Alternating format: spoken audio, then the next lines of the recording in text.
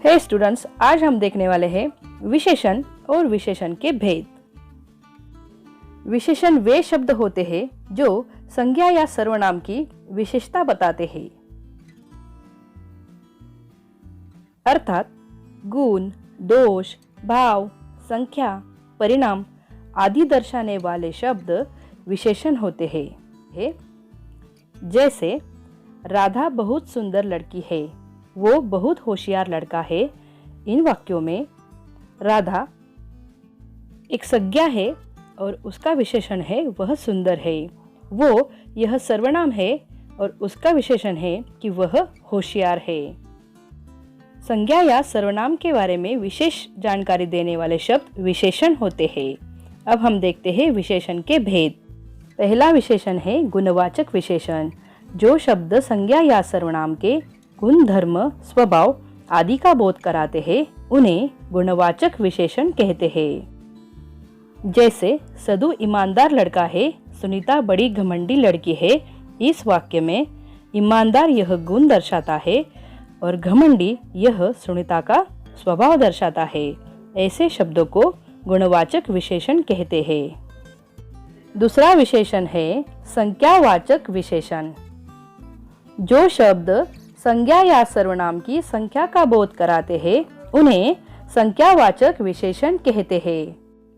जैसे मेरी कक्षा में 40 छात्र हैं, डाल पर 2 चिड़िया बैठी है।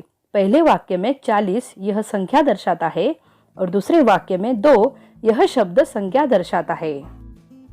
तीसरा विशेषण है परिमाणवाचक विशेषण। जो शब्दों से किसी वस्तु के माप, तोल संबंधी विशेषता का बोध होता है वे परिमाणवाचक विशेषण कहलाते हैं। अब हम देखेंगे, जैसे मुझे थोड़ा दूध चाहिए, हमें 4 क्विंटल चावल चाहिए।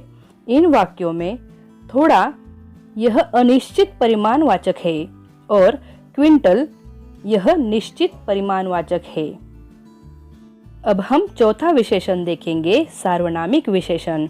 जो शब्द संज्ञा या सर्वनाम से पहले आकर उसकी विशेषता प्रकट करते हैं उन्हें सार्वनामिक विशेषण कहते हैं। अब हम उदाहरण देखेंगे, जैसे वह गाय दूध देती है, यह पुस्तक मेरी है। इसमें गाय ये संज्ञा है जिसके बारे में वह ये सर्वनाम आता है। यह पुस्तक मेरी है, इस वाक्य में यह सर्वनाम आता है। मतलब किसी सर्वनाम या संज्ञा के बारे में जानकारी देने वाले सर्वनामिक विशेषण को सार्वनामिक विशेषण कहते हैं। अब देखते हैं व्यक्तिवाचक विशेषण। जिन विशेषण शब्दों की रचना व्यक्तिवाचक संज्ञा से होती है उन्हें व्यक्तिवाचक विशेषण कहते हैं। जैसे मुझे भारतीय खाना बहुत पसंद है, हमारे दुकान में जयपुरी मिठाई मिलती है। इस वाक्य में भारतीय ये शब्द मूल भारत शब्द से बना है और जयपुरी ये शब्द मूल जयपुर शब्द से बना है। ये दोनों भी व्यक्तिवाचक शब्द है जिससे भारतीय और जयपुरी बना है और वे खाने की और मिठाई की विशेषता बताते हैं। अगला विशेषण है संबंधवाचक विशेषण। जब विशेषण शब्दों का प्रयोग करके किसी एक वस्तु या व्यक्ति का संबंध दूसरी वस्तु या व्यक्ति के साथ बताया जाए तो यह संबंधवाचक विशेषण कहलाता है।